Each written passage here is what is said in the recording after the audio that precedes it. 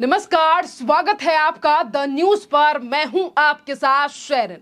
लोकसभा चुनाव की आखिरी चरण की वोटिंग रह गई है और इसी के साथ रिजल्ट आने में रह गए हैं 3 से 4 दिन। बावजूद इसके इंडी गठबंधन की सरकार बनेगी कहने वाली राजनीतिक पार्टियों ने फिर एक बार ईवीएम पर सवाल उठाना शुरू कर दिए हैं।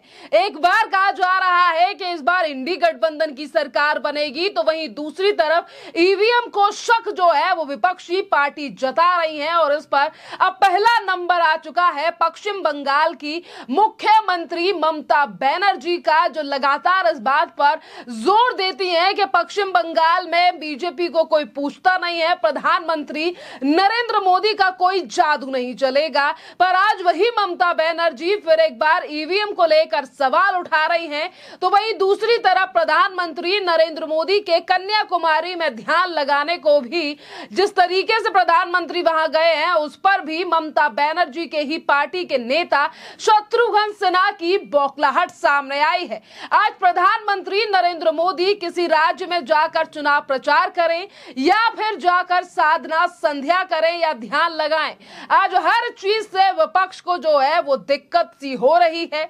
जी हां, ईवीएम पर सवाल उठाते हुए ममता बनर्जी कह रही हैं कि इस बार अगर मतगणना प्रक्रिया सही ढंग से हुई तो भारतीय जनता पार्टी तीसरी बार सत्ता में नहीं लौटेगी। और अब उन्हीं के इस बयान को लेकर भारतीय जनता पार्टी के केंद्रीय मंत्री यानी कि रविशंकर प्रसाद ने ममता बनर्जी के ऊपर बड़ा हमला बोला है और रविशंकर प्रसाद ने कहा है कि हारे हुए हताश लोग इसी तरीके की बातें करते हैं। कभी ईवीएम पर शिकायत, ममता जी ईवीएम में 2 बार जीतकर मुख्यमंत्री बनी है ना, तो ईवीएम ठीक है ना, काउंटिंग ठीक हुआ ना, क्या मतलब है कहने का?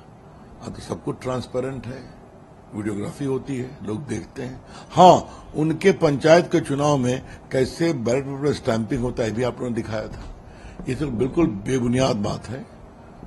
हारे हुए हताश लोग इस तरह की बात कर रहे हैं और इस बार बंगाल के भी निर्णय बहुत ऐतिहासिक होंगे। जी हाँ, रविशंकर प्रसाद ने यहाँ पर ममता बनर्जी के लिए हारी हुई और हताश मुख्यमंत्री बता दिया है और ये कह दिया है कि हताश लोग जो हार जाते हैं वो इसी तरीके से सवाल उठाते हैं और इसी तरीके की बातें करते हैं। दरअसल रविशंकर प्रसाद ने कहा है कि ममता बनर्जी इसी ईवीएम से 2 बार मुख्यमंत्री बनी है पश्चिम बंगाल की, तब क्या ईवीएम ठीक था? क्या सब कुछ पारदर्शी था? हारे हुए हताश लोग इसी तरीके की बातें कर रहे हैं। इस बार बंगाल के निर्णय भी बहुत ज्यादा ऐतिहासिक रहने वाले हैं। जी हां, पश्चिम बंगाल के आंकड़े जो हैं वो ऐतिहासिक रहने वाले हैं। आज ये बात जो है वो रविशंकर प्रसाद कह रहे हैं। इससे पहले प्रधानमंत्री नरेंद्र मोदी भी इस बात को कई बार दोहरा चुके हैं कि पश्चिम बंगाल से हमें इस बार की ज्यादा उम्मीदें हैं और पश्चिम बंगाल में जो रिजल्ट आने वाला है, पश्चिम बंगाल की जनता जो है वो हमेशा से ज्यादा जो है वो इस बार भारतीय जनता पार्टी पर जो है वो भरोसा दिखाने वाली है। इसी के साथ आपके लिए बता दें कि पश्चिम बंगाल के मुख्यमंत्री ममता बनर्जी ने इससे पहले दावा किया था कि बीजेपी तीसरी बार सत्ता में नहीं लौटेगी और यादवपुर दक्षिणी कोलकाता सभा में जो है वो क्षेत्रों में यानी कि 12 किलोमीटर लंबे रोड शो के दौरान लोगों को संबोधित करते हुए ममता बनर्जी ने ईवीएम के ऊपर जो है वो निशाना साधा था। यानी कि एक तरफ ममता बनर्जी पश्चिम बंगाल के लोगों के बीच 12-12 किलोमीटर की पैदल यात्रा कर रही हैं, उसके बावजूद भी उन्हें ये भरोसा नहीं है कि ये जनता जो है वो उन्हें ही जिताएगी या उन पर भरोसा करेगी। क्या इसीलिए तो ममता बनर्जी ईवीएम के ऊपर सवाल तो नहीं उठा रही है। जी हाँ, क्योंकि ये सवाल जो है वो अब ममता बनर्जी को लेकर काफी बार उठ रहा है। इसी के साथ बॉलीवुड के नेता और आसनसोल सीट से टीएमसी के उम्मीदवार शत्रुघ्न सिन्हा, जी हां, जो काफी ज्यादा कम मीडिया लाइमलाइट में नजर आते हैं और आज उन्होंने प्रधानमंत्री नरेंद्र मोदी के दौरे को लेकर उनकी बौखलाहट सामने आई है। देखिए, हाँ, मेरे माननीय प्रधानमंत्री हमारे, मैं उनको मित्र की तरह देखता हूँ, दोस्त की तरह देखता हूँ और वो मेडिटेशन में गए हैं कि मीडिया अटेंशन के लिए गए हैं। एक बार पहले भी किया था उन्होंने किया था जब वो तथाकथित केदारनाथ गए थे, तथाकथित वो अपने मेडिटेशन के लिए, लेकिन दरअसल वो मीडिया अटेंशन के लिए गए थे। इस बार भी लोग ऐसा ही कह रहे हैं कि वो मेडिटेशन के लिए नहीं गए बल्कि मीडिया अटेंशन के लिए गए हैं, सारे ताम झाम के साथ, सारे टेलीफोन्स के साथ, कम्युनिकेशंस के साथ, और तमाम मीडिया के लोगों को बुलाकर आमंत्रित करके निमंत्रण देके वो प्रचार का एक नया हिस्सा। लेकिन मैं अब ये कहता हूँ कि बड़ी देर कर दी मेहरबान आते आते, सारे हथकंडे आपने या सारे तीर आपने तरकश से निकाल लिए। अभी आखिरी तीर निकालने की कोशिश की, लेकिन जब तक कोशिश की तब तक बड़ी देर हो चुकी है। कांग्रेस भी इलेक्शन कमीशन चल गई, दीदी ने भी सवाल खड़े किए हैं प्रधानमंत्री के। पूरे देश की जनता सवाल खड़ा कर रही है कि आप मीडिया अटेंशन के लिए सो कॉल मेडिटेशन करने जा रहे हैं और इस तरह से प्रचार करेंगे तो फिर दूसरों को भी मौका दीजिए। ये तो फिर कभी ख़त्म ही नहीं होगा। ये what is right for Peter should be right for Paul. जब उनके लिए सही है तो बाकी के लिए भी सही होना चाहिए। प्रधानमंत्री को आपने 2 महीना प्रचार का मौका दे दिया, हवाई जहाज़ सारे सिक्योरिटी के साथ, एक ट्रिप पे उनके करोड़ों करोड़ खर्च होते हैं। 8,500 9,000 करोड़ का हवाई जहाज़ है, 12 15 करोड़ का उनके पास गाड़ियां हैं।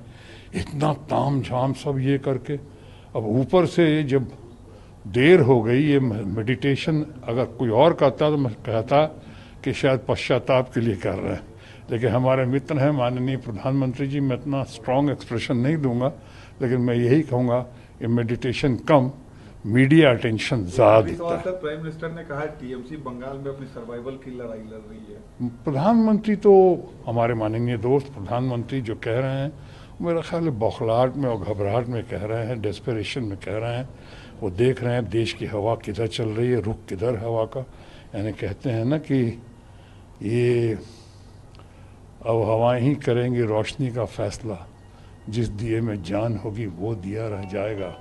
और साथ ही साथ ये भी कह रहे बना रहे थे जो किस्से हमारी तबाही के, उन्हें खबर ही नहीं कि रुख बदल रही है हवा। तो प्रधानमंत्री जी कह रहे हैं, डेस्परेशन में कह रहे हैं, मुझे ऐसा दिखता है। और अब कहने को कुछ रह नहीं किया कुछ नहीं 10 सालों में। तो अब जो कह रहे हैं वो बौखलाहट है, फ्रस्ट्रेशन है, डेस्परेशन है, जैसे मैंने कहा तीर तरकश से निकाल चुके हैं वो कर रहे हैं वो। और इसका मैं नहीं समझता हूँ कोई असर पड़ेगा, और असर पड़ना चाहिए भी नहीं, क्योंकि लोग काम पूछ रहे हैं, आपका नाम नहीं, आपका काम पूछ रहे हैं। क्या काम किया इन्होंने, या क्या क्या वायदे पूरे किए, क्या क्या वायदे पूरे किए, क्या क्या आपने कहा और क्या किया। ऑपोजिशन ने आज इतनी अच्छी अच्छी स्कीम सामने ला के आ गए हैं वो लोग, सामने लाए हैं वो लोग, चाहे उसमें आपके ये हो ऑपोजिशन का मामला जो है कि या तो 1 लाख गरीब औरतों को, महिलाओं को, हमारे परिवार की, उनको देने का वादा हो, कि 25 लाख रुपए स्वास्थ्य योजना का उनका वादा दावा हो, कि हमारे जितने बेरोज़गार यूथ हैं जो खासकर जिनके पास डिप्लोमा है या डिग्री है, उनको स्टाइपेंड के तौर पे 1 साल नौकरी पक्की 1 लाख रुपए देने का वायदा हो। 8,500 रुपये महीने, क्या खटाखट क्या टकाटक या धकाधक जो है वो हो। तो इसका बहुत असर पड़ा है, और इससे लगता है इसी बौखलाहट में प्रधानमंत्री जैसा कह रहे हैं। मुझे लगता है, मैं अपने अनुभव के आधार पर कह सकता हूँ कि बंगाल में ममता बनर्जी जो आज देश की सबसे सर्वाधिक popular, powerful, important, prominent leader हैं, अकेली महिला मुख्यमंत्री हैं, इस महिला एम्पावरमेंट के दौर में वो एक बार फिर से दिखा देंगी कि बंगाल में टीएमसी और ममता बनर्जी कैसे स्वीप करती हैं। दरअसल प्रधानमंत्री नरेंद्र मोदी कल शाम से ही कन्याकुमारी में हैं, जहां पर वो ध्यान लगा रहे हैं, और इस बात की जानकारी कुछ दिन पहले ही दे दी गई थी पीएमओ कार्यालय की तरफ से। आज प्रधानमंत्री नरेंद्र मोदी के दौरे को लेकर कांग्रेस से लेकर टीएमसी और तमाम अन्य पार्टियों की बौखलाहट सामने आई। तो इसी पर टीएमसी के सांसद का कहना है कि मैं प्रधानमंत्री नरेंद्र मोदी को एक मित्र के रूप में देखता हूं, वह ध्यान लगाने नहीं गए हैं बल्कि मीडिया मीडिया का ध्यान आकर्षित करने के लिए गए हैं। पहले भी उन्होंने ऐसा ही किया था जब वो केदारनाथ गए थे। जब भी वो वहां पर टेलीफोन संचार और मीडिया कर्मी वहां पर अपने साथ ले गए थे।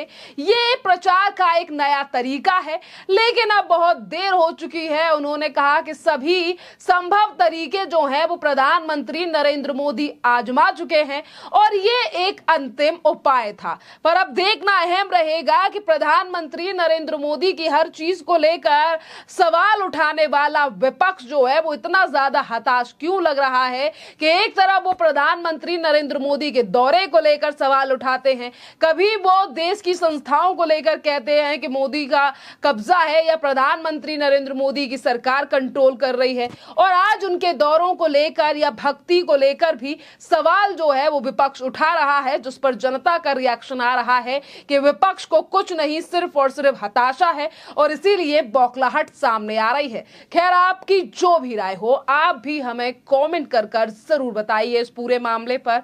धन्यवाद।